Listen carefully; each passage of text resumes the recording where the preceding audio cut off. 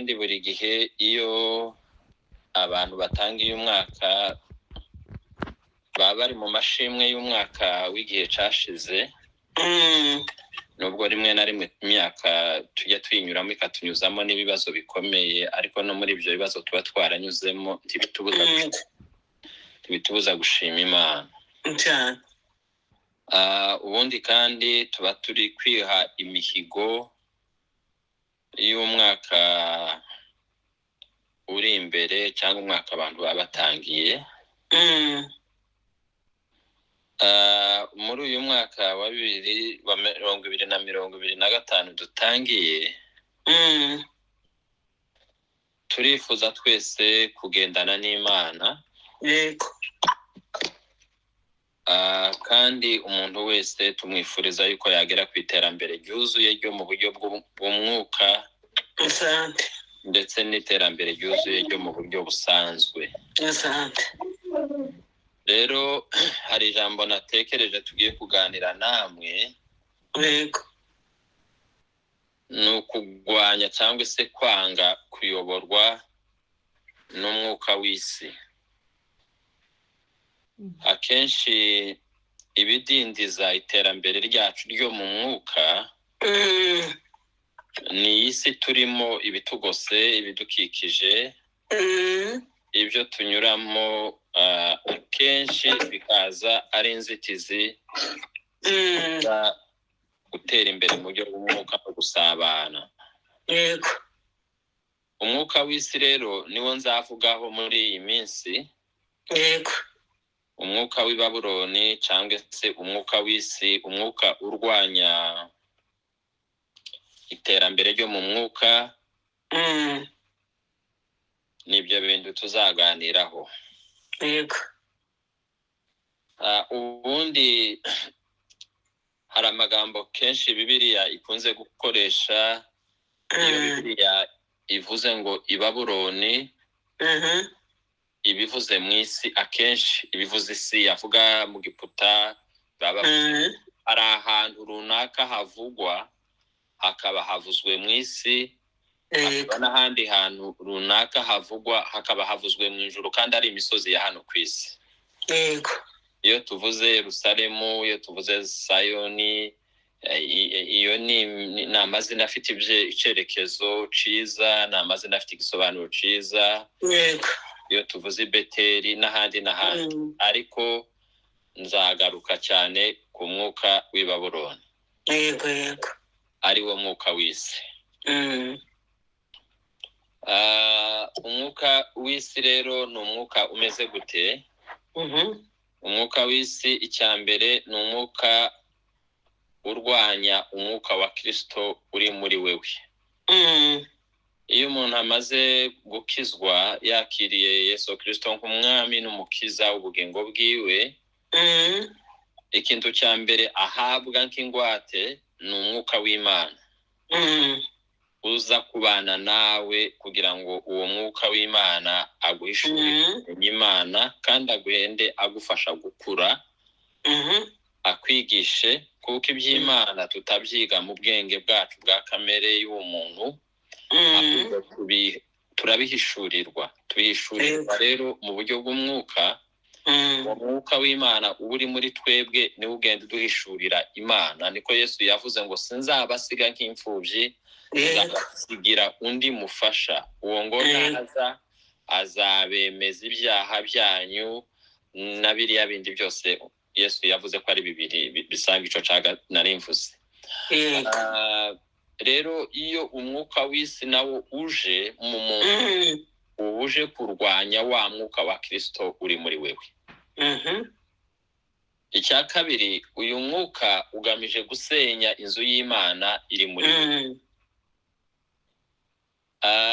Iyo umwuka wa Kristo wagwanishwe muri wewe, iyo habayeho gutsindwa, hakabaho kuyoborwa n'umwuka w'isi, ico gihe ubuturo bw'Imana buba buri gusenyuka muri wewe, kuko Imana iba muri twebwe. Imana ni umwuka, Bibiliya ni kwivuga Imana ni umwuka, kandi uwo mwuka aba muri twebwe. Yego. Yego. Yesu mu gitabo cy'ibyahishuriwe Yohana ngira ngo ni igice cya 3 umurongo wa 20 haravuga ngo dore mpagaze ku rugi ndakomanga umuntu niyumva ijwi ryanje agakingura nzinjira iwiwe njyewe na data ngo tuze tubane. Yego. Ahandi Pawulo akavuga ngo ntabwo muzi yuko muri inzu z'umwuka wowe Imana uba muri mwebwe imibiri yanyu ngo ntimuzi ko ari inzu y'Imana.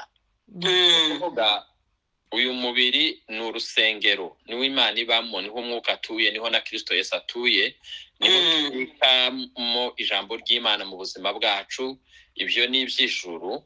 Ariko iyo umwuka w'isi waje uje gusenya ya Mana cyangwa se ya nzu y'Imana muri wewe. Hanyuma iyo yakuganjije agatura muri wewe kuvuga ngo uba wabaye inzu y'umwuka w'isi, wewe ubwawe ukaba inzu, umwuka w'isi akaba muri wewe. Icya gatatu, umwuka w'isi nanone uje gusenya kwizera kwawe ndetse n'itorero muri rusange. Bavandimwe, icyo duhamagariwe kurinda ubundi ni ukwizera kwacu. N'intambara turwana ntabwo ari ikindi, ni intambara yo kurinda kwizera kwacu. Pawulo yaravuze ngo narwanye intambara nziza, nari kwizera kwanjye. Intambara zose turwana ziba zije gusenya kwizera kwacu. Iyo rero twemereye wa mwuka w'isi kuba muri twebwe, ni ukuvuga ngo kwizera kuba kugiye gusohoka. Ariko iyo umwuka w'Imana ari muri twebwe turinda kwa kwizera kwacu. Kandi kwizera kwacu niko kugenda kuduhesha kumenya Imana, kuko tugomba kugira kwizera gukura. Tukava mu bwana tukajya mu bukure bushitse bw'igihagararo gishitse ndetse ngo kigera ku rugero rwa Kristo Yesu. Asante. Turasoma Daniel igice cya 1 umurongo wa 1. Yego. Tugeze ku wa 8, nienda sinsoma niyo mirongo yose kubera yuko ejo nzabigarukaho. Ni igice cya 2 cya Daniel haravuga ngo mu mwaka wa 3 Yehoyakimu umwami w'Ubuyuda ari ku ngoma, Nebukadinezari umwami w'i Babuloni yateye i Yerusalemu arahagota. Ndagira ngo muce umurongo kuri iri jambo rivuga ngo yateye i Yerusalemu arahagota. Iri jambo kugota. Yego. Umurongo wa 2, Uwiteka Imana amugabiza Yehoyakimu umwami w'Abayuda hamwe n'ibintu bimwe byo mu nzu y'Imana. Yego. Abijyana mu gihugu c'Ishinani mu rusengero rw'Imana ye, maze abishyira mu nzu y'ububiko bwayo. Nanone ndagira ngo uze guca umurongo kuri iri jambo ngo ibintu bimwe byo mu nzu y'Imana. Yego. Byaratwawe kandi bimaze kugenda bigeze i Babuloni birakoreshwa. Tuzabireba. Umurongo wa 3 ukavuga ngo nuko umwami ategeka Ashekinasi umutware w'inkone kuzana abana b'abasore bamwe bo mu Bisiraheli bo mu mwami n'ab'imfura bandi. Nanone tuzagaruka kuri iri jambo Ashepinazi umutware w'inkone. Turebe ico bivuga kujya munsi y'ubutware bw'inkone. Umurongo wa 4 ukavuga ngo batagira inenge ahubwo b'abanyaburanga b'abahanga mu by'ubwenge, bajijuka mu byo kumenya, b'ingenzuzi mu by'ubwenge kandi batinyuka guhagarara imbere y'umwami kugira ngo abigishe iby'ubwenge bw'Abakaludaya n'ururimi rwabyo. Tuzagaruka kuri iki kintu kugira ngo abigishe ubwenge bw'Abakaludaya ndetse ngo abigishe n'ururimi rwabo. Kubera umwanya, imirongo yindi yo hasi reka mbe ndetse kuyisoma nzayigarukaho nitugira umwanya ejo. Iyo tuvuze rero Babuloni tuba tuvuze isi,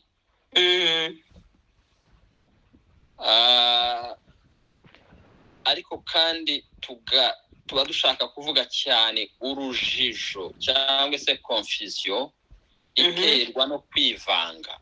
Yego. Iyo umwuka w'isi ubaye mu umuntu yivanga n'iby'isi, hanyuma iby'Imana bikamubera urujijo. Ni ukuvuga dufite urujijo kenshi biterwa no kudasobanukirwa ubwami bw'Imana ubwo ari bwo. Yego. Kandi ibyo ngibyo bituma umuntu adashobora kugera ku iterambere ryo mu mwuka mu buryo bwiza bukwiriye nimba afite urujijo muri we. Yego, yego. Reka turebe ikintu cya mbere aricyo cya kindi navuze cyo kugotwa. Bibiliya yatubwiye ngo mbere y'uko Yerusalemu isenyuka na mbere y'uko abantu batwarwaho iminyago, ikintu cabanjije kubaho, bagose i Yerusalemu barahagota. Yego, yego. Barahanserikira hajya munsi, ntibaba bagifite ubwiyamburiro nimba ariko babivuga, ntibari bagifite ukuntu bashobora no gusohoka kuko hari hagoswe. Kugotwa rero ni ikimenyetso kigaragaza ko ugiye kunyagwa ukagirwa imbohe. Ubundi ubuzima bwo mu mwuka, iyo umuntu yamaze kumenya Imana akagendera mu by'Imana, Yego. ntabwo abivamo mu gitondo kimwe ngo abyuke mu gitondo yumve yabivuyemo. Ahubwo agenda abivamo gahoro gahoro, kubera yuko hari umwuka wamugose, hari imbaraga zamugose zikazaja kugera igihe cyo kumubata, kubimbata cyangwa kumutwara nk'umuntu uri imbohe, ari uko yabanjije kuba munsi yo kugotwa. Yego. Ikindi gisobanura kugotwa, bisobanura kuva mu rugo yinjira mu bushake, mu bundi ukavanwa mu rugo rwawe, hanyuma ukinjira mu bunyage cyangwa se ukinjira mu buhake. Yego. Ahangaha mwibuke neza urugero rw'umwana w'ikirara. Umwana w'ikirara mbere y'uko ajya gusohoka mu rugo yabanjije kugotwa n'ibitekerezo. Yego. Ibitekerezo biramubwira ngo hano kwa papa uri ari ibyiza utazahabonera. Hari ahandi ushobora kujya ukabona ibindi byiza biruta ibingibi. Rwose. Bya bitekerezo bimaze kumugota, bimaze kumuhindura, umwana aragenda abwira se, aramubwira ngo papa, ndashaka ngo umpereze umugabane wanjye nigendere. Yego, yego. Icyo gihe rero intambwe ya kabiri kwari ugusohoka mu rugo. Kandi niko byaje kugenda, yarasohotse. Yego. Umurongo wa mbere watubwiye ngo mu mwaka wa 3 Yehoyakimu umwami w'Abayuda ari ku ngoma, Nebukadinezari umwami w'i Babuloni yateye i Yerusalemu arahagota. Ni ukuvuga ikintu Nebukadinezari yakoze, yabanjije kugota, hanyuma afata umujyi wa Yerusalemu wose. Yego, yego. Abazi iby'intambara, nge ntabwo nabaye umusirikare, ariko intambara ntabwo ari ukujya ku rugamba gusa no kurasa amasasu, ahubwo harimo na strategy cyangwa se ingamba zikoreshwa, ubuhanga bukoreshwa. Iyo abanzi bashoboye kugota umuhana bakawuzenguruka mukawubamo barawugose, murashobora kugira igihe baza bakabatwara mutarwanye, kuko baba barabicishije inzara kandi nta bushobozi muba mugifite kubera yuko barabagose. Yego. Nebukadinezari rero ikintu yakoze cya mbere yuko afata Yerusalemu, yagize igihe kinini yarayigose. Ibi ibi bisobanura kutagira imbaraga zo kwivana aho uri bitewe n'imbaraga zigushikamiye. Hari igihe rero umuntu mu buzima bwa gikristo asikamirwa n'izindi mbaraga, noneho za mbaraga zikakugota ukabaho mu buzima bwo kudasenga, atari kubera yuko udakunda gusenga, ariko kubera yuko imbaraga zakugose zagutsikamiye utakiri. Ukabaho mu buzima bwo kudasoma ijambo ry'Imana, ukabaho mu buzima bwo kudaterana, ukabaho mu buzima bwo kutibwira iby'Imana, kubera hari izindi mbaraga, hari indi force igutsikamiye itakwemerera yuko ugira umudendezo mu bintu by'Imana. Abigishwa ba Yesu bigeze kwinjira aha hantu bagotwa n'ibitotsi, bananirwa kubana na Yesu isaha imwe gusa. Bibiliya iravuga ngo Yesu abwira abigishwa biwe ngo mbese yabanje arababwira ngo nimusigare hano musenge mubane nanjye turwane runo rugamba.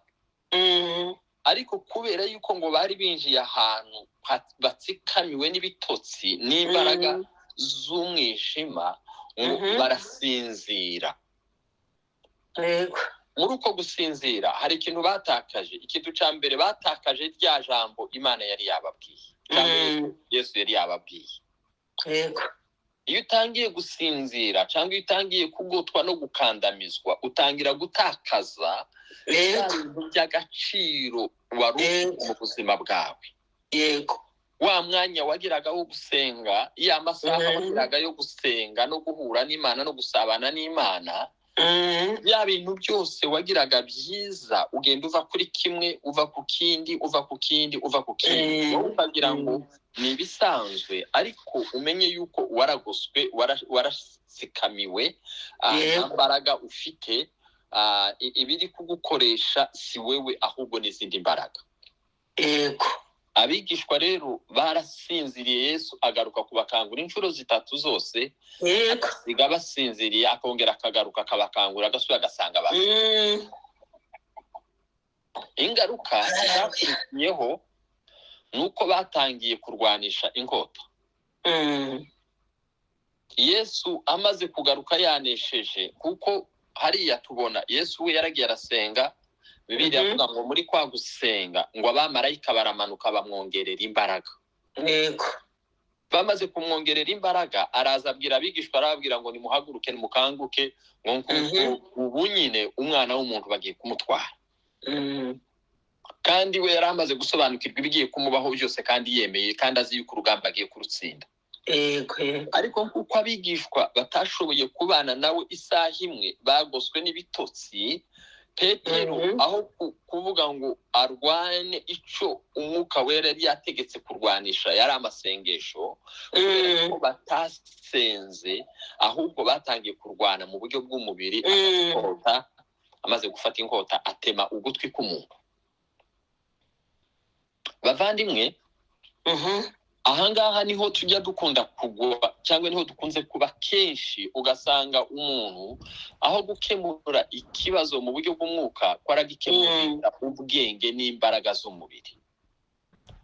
Aha niho hava intonganyi, aha niho havaho nakwita ngo ni ugutema abantu amatwi, kandi gutema ugutwi k'umuntu si ugufata inkota gusa iyi ngiyi ityaye. Urashobora gutemesha umuntu ugutwi umutemesheje amagambo yawe. Umugabo agatema ugutwi k'umugore, cyangwa umugore agatema ugutwi k'umugabo, cyangwa abo mukorana ukabatema amatwi bitewe n'ibyo urimo uvuga. Ni ukuvuga kurarwana intambara mu buryo bw'umubiri, kandi intambara ntabwo ari iy'umubiri. Uri mu ntambara wakagombye kurwana mu buryo bw'umwuka. Yesu yabwiye Petero, aramubwira ngo Petero, subiza inkota yawe mu rwubati, ngo kandi umenye yuko umuntu wicisha inkota nawe azicishwa iyindi. Itangaje kandi cyiza, Yesu Kristo wari wabaye mu mwanya wo gusenga, yafashe kwa gutwi arongera aragutera.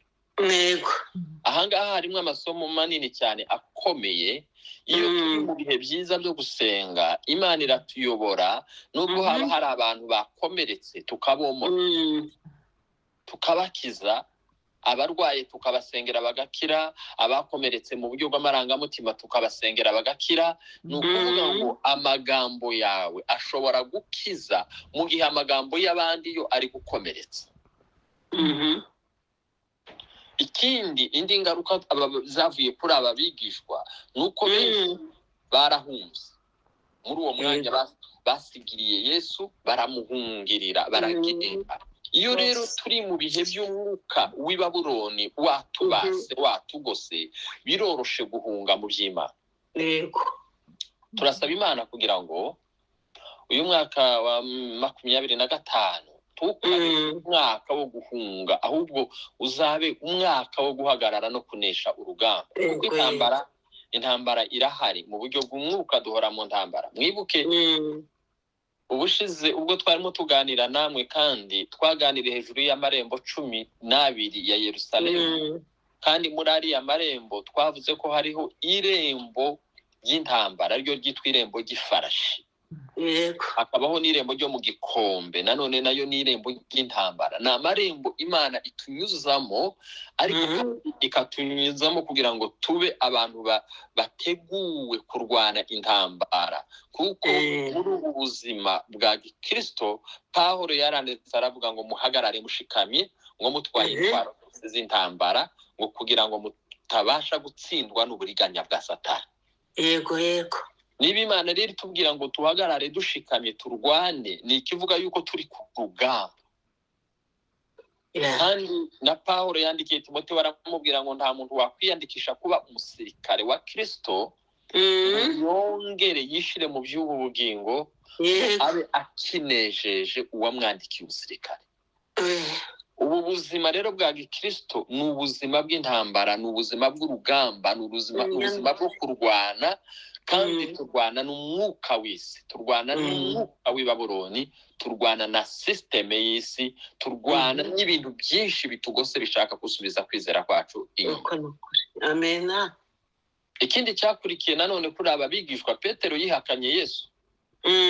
Yesu yari yarabimubwiye, Petero aravuga ati ibyo ntibishoboka, kuko yumvaga iyo ntambwe atayigeraho. Ariko amaze kugotwa n'ibitotsi, amaze kunanirwa, amaze gusinzira, yatakaje equilibre, atakaza guhagarara nk'umusirikare. Noneho akajya asigara akora ibintu gusa nk'umuntu urimo wirwanirira. Ahangaha dusanga Petero yarihakanye Yesu, na Yohana utaramwihakanye, ariko biravuga ngo ari mufuata kwa mbali, ngo yahoza mukurikira ngo Yesu ahinguka. Ntabwo yigeze abana nawe nk'umuntu bari kumwe ku rugamba, ahubwo nawe ngo yahoze agenda ruhinganywa. Rero kugotwa ni ikintu gikomeye cyane, kandi Satani ni umustrategie, cyangwa se ni umuntu ugira strategy, uburyo akoresha. Satani akwereka yuko urushe udakwiriye gusenga, Satani akwereka yuko impanuro ari izi, nta mpamvu yo kwiri gusoma, Satani akwereka impamvu nyinshi zituma mwaza kumbabarira yuko narwaye grippe nyinshi cyane. Nza kugira ibintu byo gukorora base mu byihanganire. Bantu bose baragwaye. Satani rero azaturwanya muri ubwo buryo, muri ubwo bwenge bw'isi. Ariko kandi dufite umwuka w'Imana uri muri twebwe. Yego. Uwo mwuka w'Imana aduhereza kunesha ibihagurukira byose kuturwanya. Asante. Icya kabiri, ukuyeho kiriya cyo kugotwa, turareba ikindi cyitwa hejuru yo kubura ibyishimo. Uyu mwuka w'i Babuloni iyo wakugose, ikindi kintu kiza gukurikiraho muri wewe, utakaza ibyishimo. Yego. Yamunyihanganiye guto yasome ku mazi.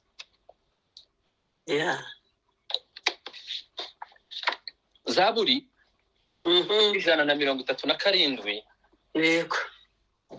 Umurongo wa mbere haravuga ngo twicaraga ku migezi y'i Babuloni yego tukarira twibutse Isiyoni. Ahangaha kera bari baramaze kugenda, yego barageze i Babuloni, umwuka w'isi yamaze kugutwara. Iyo yamaze kugutwara yagutegetse, yagushize munsi y'ubuyobozi bwiwe, kintu usigara gusa utakaza ibyishimo cyane. ni hahandi uzuja mu rusengero ukabona abandi bishimye, ukibaza icyo bishimye ukakibura. Ukabona abandi ko bararirimba, ko baratega amaboko, ukabona abandi ko baravuga ku ndimi, ukabona abandi ko baruzura umwuka wera, ko barahanura, ariko wowe ugashaka icyabishimishije wakibuze. Sinzi niba mujya mugenzura namwe, hari igihe iyo umuntu yabaye mu bihe byiza byo gusenga, iyo ugiye mu materaniro ntabwo bisaba yuko baririmba neza, nta nubwo bisaba yuko babwiriza neza. Upfa kugera mu rusengero gusa wowe ukanezerwa, ukishima, noneho abandi bakajya barivuga icyatumye wishima. Uvuga ngo ufite ibyishimo muri wewe. Yego. Ntabwo ari ibyishimo gusa usanze hahandi, ahubwo n'ibyishimo wazanye mu mutima wawe. Yego yego. Niyo mpamvu Dawudi yavuze ngo narishimye, ngo bakimbwira ngo tuje mu nzu y'Imana. Yego. Yari ataranayigeramo, ariko aravuga ngo yarishimye. Yego yego. Usibye kuba ko yari anafite impamvu ziwe zihariye, bitewe n'amateka yiwe, yuko buriya iyo usomye Bibiliya usanga Dawudi yari umuntu wasohoreweho n'isezerano ryo kuja gusenga, kwinjira ahera hahera. Mu gihe bakuru biwe na base wabo bamubanjirije bakomoka kuri Tamari wabyaranye na Yuda, batari bemerewe kujya ahera hahera bitewe n'amateka y'uburyo bavutse. Niko amategeko yari ategeka. Wabaga yavutse muri buriya buryo ntiyari yemerewe kujya mu rusengero ngo agere ahera hahera, kuva kuri wa mwana wavutse kugeza ku mwana wa 7 cyangwa se ikizazi cya 7. Dawudi agiye kuvuka, avuka ari ikizazi cya 7, aba ari we kongera kujya guterana mu rusengero bye, aba ari we bitangiriraho. Yego. Aravuga ngo narishimye cyane. Yego. Ngubwo bambwiraga ngo tuje mu nzu y'Uwiteka. Amen amen. Bivuga ngo ise ntiyari yemerewe kuhaba yarahageze ahera hahera, se yari yemerewe gutyo gutyo. Abazi gusoma Bibiliya muzabisome kandi muzabihasanga. Yego. Aha hantu rero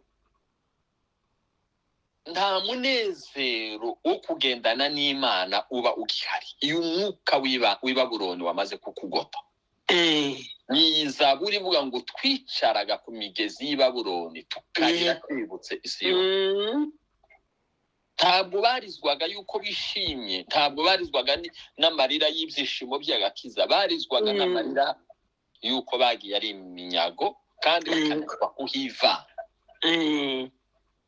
Ikibaha ahantu ni amarira ahoraho muri wewe, kubera nta munezero cyangwa ishimwe rikurimo. Yego.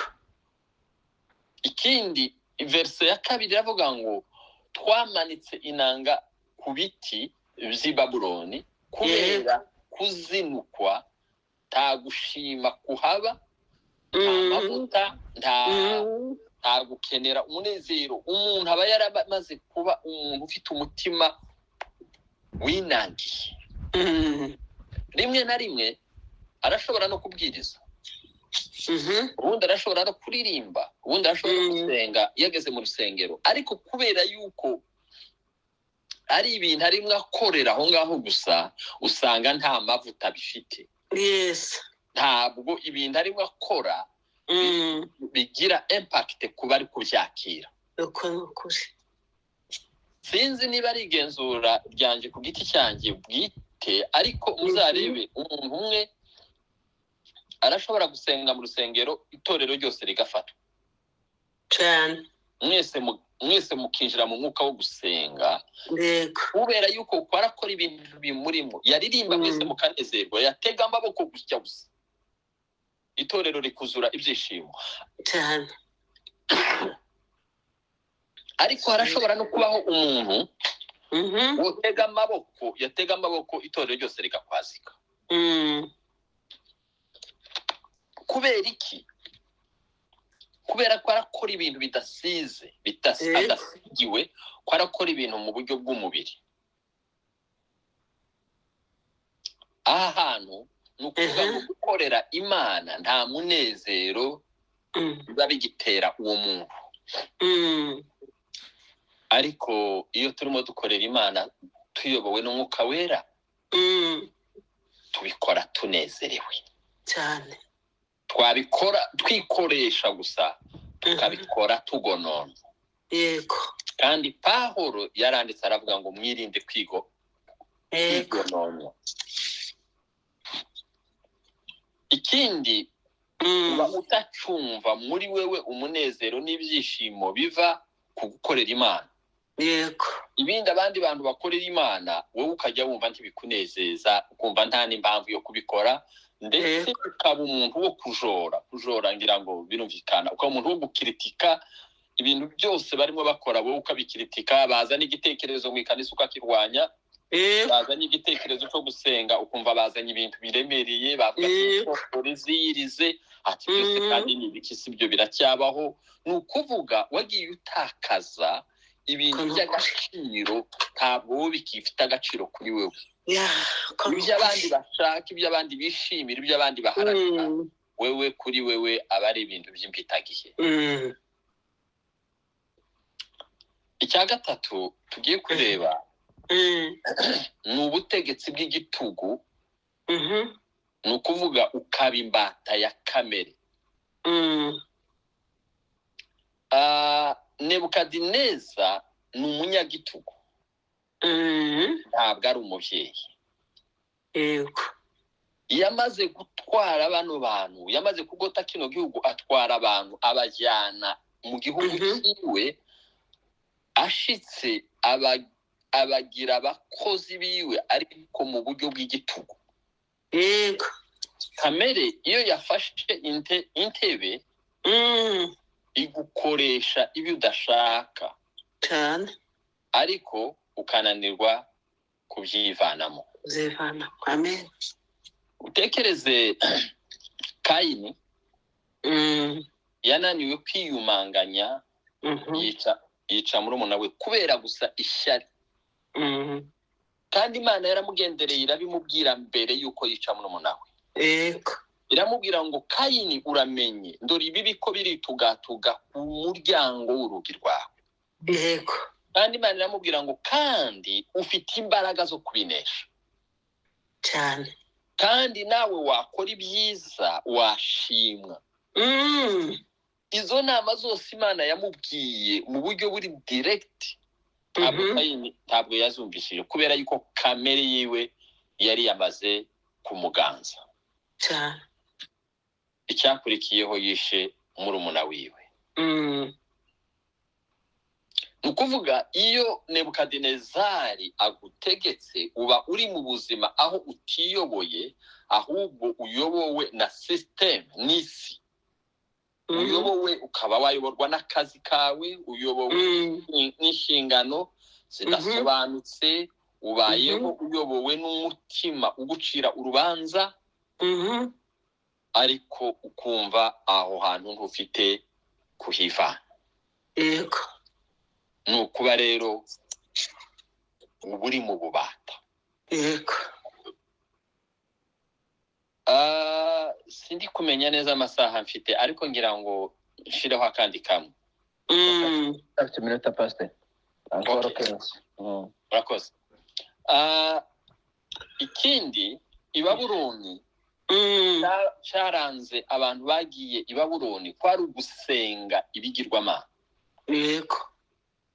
Uyu mwuka w'i Babuloni uduhatira kwishushanya. Ntabwo wanamusa ngo uvuge ngo ubaye umupagani, ariko urishushanya. Rimwe na rimwe abantu bakakubona uri umukristo mwiza, ariko ubundi abantu bareba ibyo ukora bakabona ntibijyanye n'ubuzima bwa Kristo.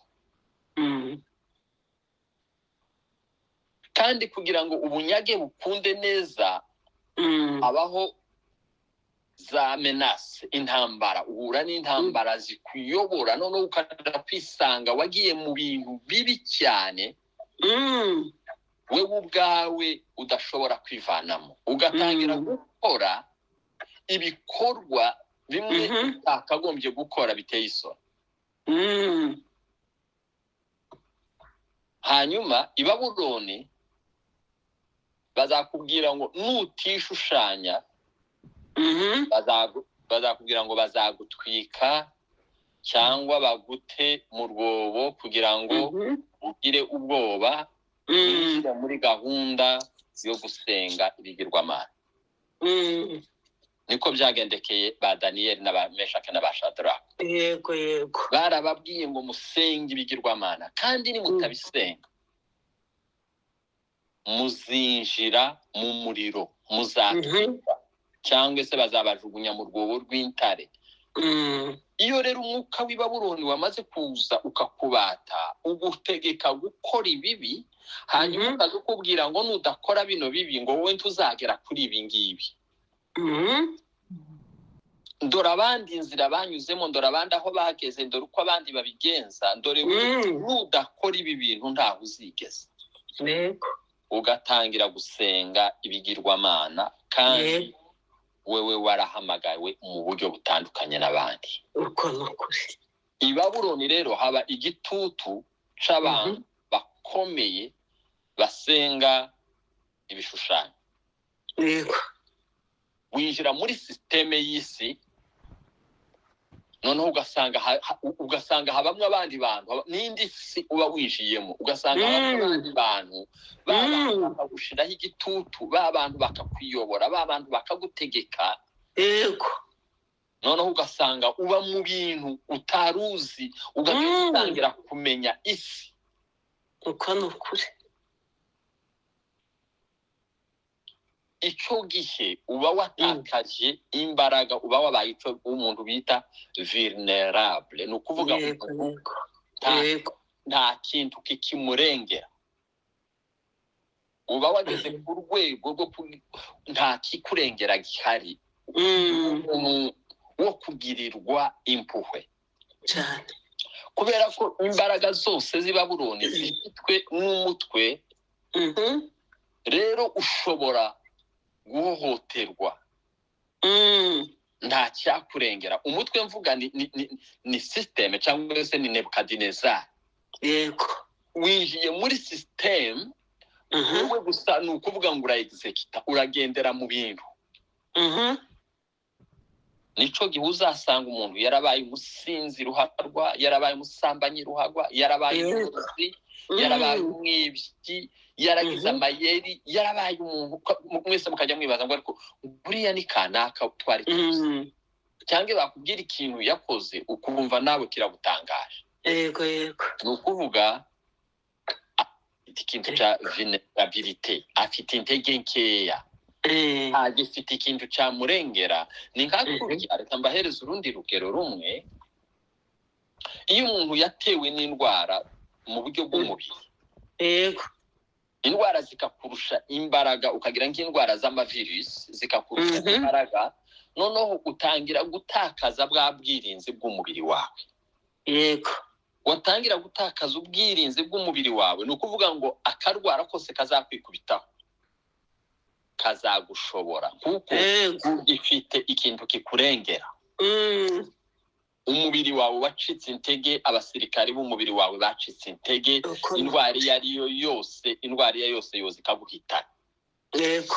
No mu buryo bw'umwuka rero hari ahantu ugera muri iyo si y'umwuka, ukabura umuntu uri vulnerable, umuntu watakaje ikintu gishobora kumurengera, ni ukuvuga akantu kose kaza kakamutwara.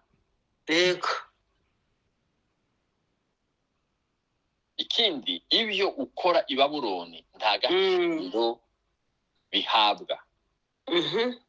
Iyo wamaze kugera i Babuloni, nubwo wakora ibintu byose ukibwira kuri gukorera Imana, babandi muri kumwe ijya timu yawe nta gaciro tangira. Biba bisaba izindi mbaraga zo kugukura hahandi kugira ngo gukora bigira agaciro, naho ubundi uba uri gukora ibintu uri munsi y'uburetwa. Ba Daniyeli barakoze kandi bakoze byiza, bakoze ibintu bikomeye, ariko kubera yuko bari munsi y'ubuyobozi, munsi y'uburetwa, ibyo bakoraga nta gaciro byahabwaga, ahubwo bakabarega ibyo bakoze byose bakabihindura ubusa. uko nukuri Icyari gisabwa niki? Nukuva i Babuloni. yego Imirimo ya Yakobo ntiyigeze ihabwa agaciro, byatumye umugeni wiwe yari yakoreye imyaka 7 bamumwaka arongera amukorera indi 7, kubera yuko yahoze akorera mu gihugu kitari igihugu c'amasezerano, yari yagiye mu gihugu c'uburetwa, yari yagiye ahandi hirya y'imigambi y'Imana. uko nukuri Umugeni yagakoreye rimwe yamukoreye inshuro 2, imirimo yiwe ntabwo yahoze ihabwa agaciro. Reka ngaruke kuri wa mwana w'ikirara. yego Uyu mwana w'ikirara yarakoraga, yari umushumba uragira ingurube, ariko ibyo yakoze byose n'imbaraga yashoragamo byose ntiyashoboraga no kwibonera ifunguro rimukwiriye. yego Bibiliya iravuga ngo yifuzaga no guhazwa yego iby'ingurube zasise. Ko ndavuga kwirinda kuyoborwa n'umwuka w'i Babuloni. Ahangaha Zaburi 137 ku murongo wa 4 haravuga ngo twicaraga ku migezi. yego Uku kwicara ushushanya ububata bw'akamenyero cyangwa ububata bw'idini, ububata bw'ibyaha. Twicaraga tukarira, twajya twibuka iwacu gusa tukarira, kuko ntitwari dufite imbaraga zihadukura. yego Iyo uri i Babuloni nta gukura kuba i Babuloni, yego ukwicara gusa ukarira. haleluya Kandi ubuzima bwacu bwa gikristo bwo mu mwuka ni ubuzima budusaba gukura umunsi ku wundi, asante kandi bidukuza ni ijambo ry'Imana no gusenga no guterana. Iyo ibyo bintu rero watangiye kubitakaza, ntabwo uri gukura, ahubwo uri gusubira inyuma. Bibiliya iratubwira ngo kuva kuri Yohana kugeza none ubwami bw'Imana buratwaranirwa, ni ukuvuga duhora duhagaze urugamba turi intwarane. amena Naho ibindi urashobora kugira imihango y'idini, gukunda idini kuruta gukunda Imana, ariko ibyo ngibyo ntacyo bizakumarira. yego Uriya mugore tujya dusoma mu gitabo ca Yohana igice cya 4, yarazi amategeko yose y'Abayuda, yarazi n'uburyo bwo gusenga, yaganiriye na Yesu akamubwira ibikwiriye gukorwa. Umugore akamubwira ariko byanditswe gutya, muri Abayuda twe turi Abasamariya, tujya dusangira, kandi uravuga nkumva uri umuhanuzi. Yarazi ibintu by'Imana, ariko ntibyari byarashije kuba yarari mu bubata, uko nukuri ububata bwo kutamenya. yego Murambwira niba ndatakaje amasaha? turareza pastor. Okay. Ikindi rero kiba hano hantu i Babuloni, habamo kuba muri kazengerera, kuba kuburistanye, kuba uri umuntu utajya imbere, uri muri kazengerera. Ahangaha Abisiraheli barahagize bahamara imyaka 70 barananiwe kugenda ngo bazagere mu gihugu c'isezerano. uko nukuri Bagahora bazenguruka gusa ku musozi wa Sinayi, bakazenguruka bakagenda bagasubira bakagaruka, bagasanga hahandi bari umwaka utaha niho bongeye kugera. amen Gaca bakagenda bakazenguruka nyuma y'imyaka ingahe bagasubira bakisanga hahandi muri ya matora. yego Iyo rero umwuka w'Imana utari mu buzima bwacu ntitwimuka, ntabwo twimuka, kandi itorero ririmuka. itorero riri mu rugendo. Ubuzima bwacu ni ubuzima bwo mu rugendo. Yego. Hari ibintu bitatu tugomba gutindaho cyangwa tugomba gutekereza: ni ugukura, ni ukubaka no kugenda. Cyane. Ibi bintu iyo umukristo adakura, ntiyubaka ubuzima bwiwe, ntashobora kugenda. Ariko iyo uri gukura wubaka ubuzima bwawe kandi uba uri no kugenda. Amen. Imana rero ntabwo yaduhamagariye kuba ahantu hamwe. Imana yaduhamagariye gukura cyane. Umwuka w'i Babuloni ugamije kugira ngo aho turi ntituhave.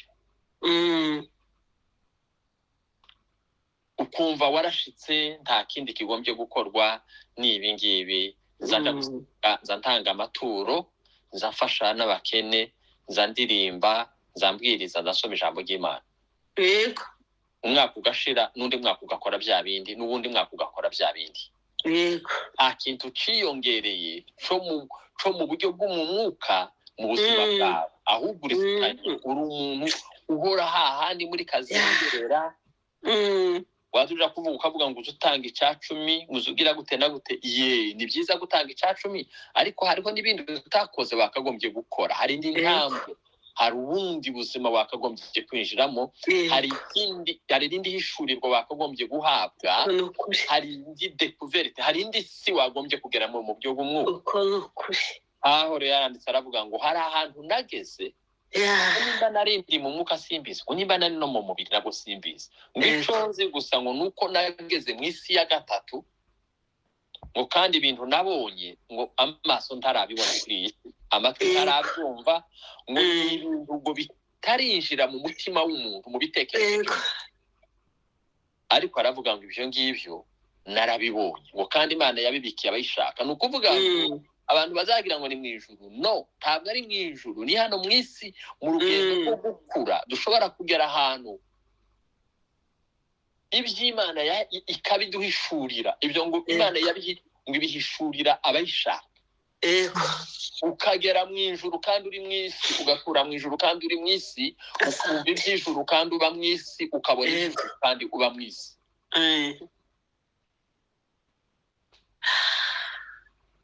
Imana idufashe amaso y'imitima yacu ahumuke, tubashe kumenya ibyo twiringizwa n'iyaduhamagaye. Asante. Kuko aya maso y'umubiri ntabwo ashobora kubona iby'Imana. Pawulo kugira ngo yinjire mu bwiza bw'Imana, asohoke mu migenzo y'idini yabagamo no muri teoloji yabagamo n'ubumenyi yari afite bwinshi cyane. Bibiliya iravuga ngo umucyo waramutunguye uturutse mu ijuru, ngo amaso yiwe y'umubiri arahuma, hanyuma agira iminsi bamurandata, ngo noneho ajya kongera kubona guhumuka ubwa kabiri.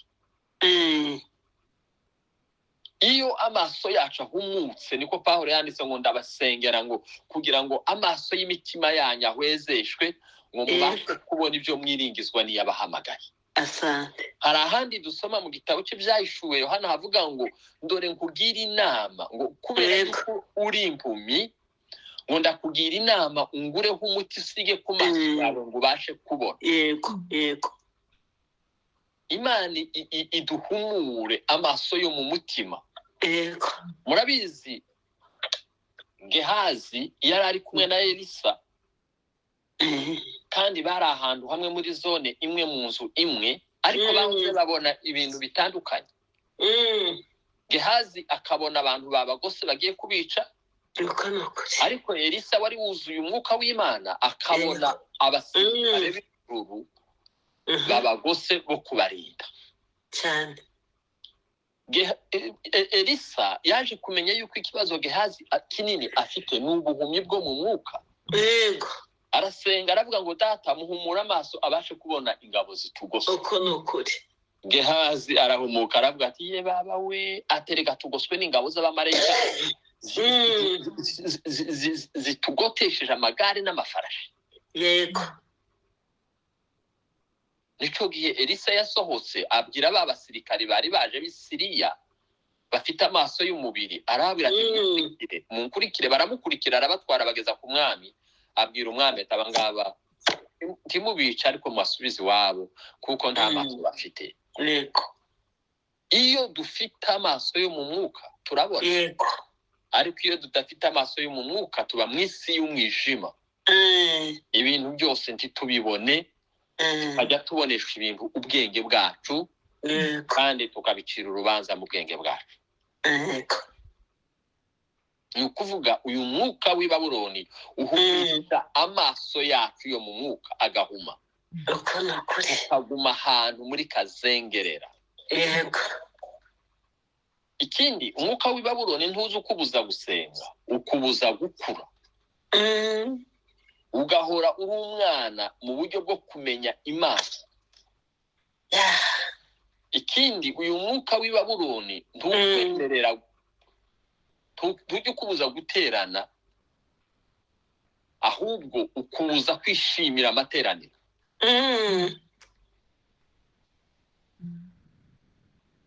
Abisiraheli bavuye mu Giputa, ariko bahera mu nzira, bamara imyaka 40. Mutekereze kuri urwo rugendo rw'imyaka 40. Abantu bakuru bose bari baraje, bari barabonye ibitangaza by'Imana yakoze mu Giputa, bose bageze mu nzira kubera kwitotomba, kubera kunanirwa, bose barimbukiye mu ishyamba. Reka ubwo uyu munsi tugarukira ahangaha. Shobora kuba navuze byinshi, ariko byibuze utahane n'akangaka, usenge kugira ngo amaso y'umutima wawe amaso yanjye ahumuke, menya aho kugana.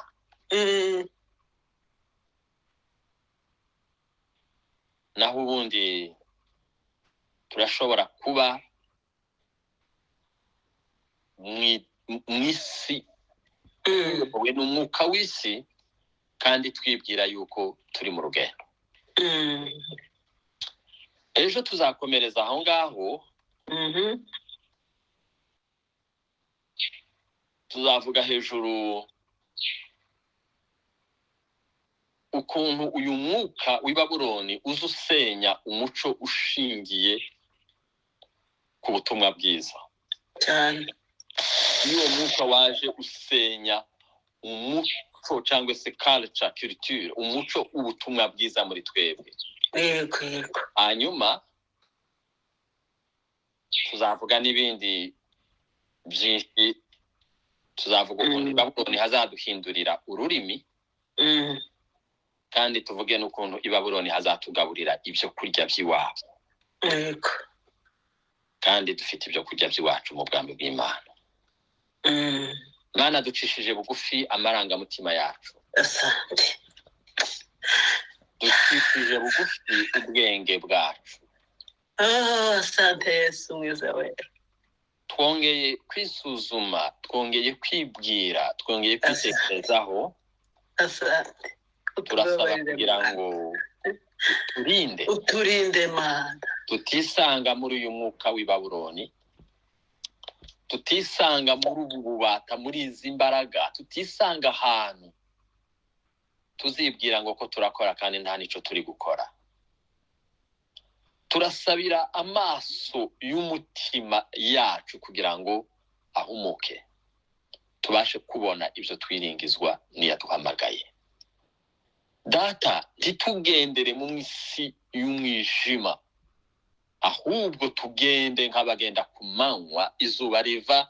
Niko wavuze ngo ijisho ryacu niribona, nirihumuka, ngo tuzagendera ahabona. Ngo kandi iyo ijisho ngo ry'umuntu rihumye, umubiri wose ngo uba uri mu mwijima. Turasaba amaso ahumutse, turasaba amatwi yumva, turasaba imitima ikangutse, imitima yishima kandi inezerewe, inezezwa n'ijambo ryawe. Data, turasaba kugira ngo titube munsi y'iki gicucu umwuka w'i Babuloni. Udufashe kugenda muri uru rugendo, kandi tugende tuzi iyo tujya. Uturinde tutaba nk'aba mugore mu farisayo kazi w'umusamariyakazi wari uzi iby'Imana ariko kandi yari akiri mu idini, mu mubata wo kumenya ariko kandi atarasobanukiwe. Waramubwiye ngo Imana ni umwuka, abayisenga bakwiye kuyisenga mu kuri no mu mwuka, kuko bene abo ngabo ni buze ushaka yuko basenga.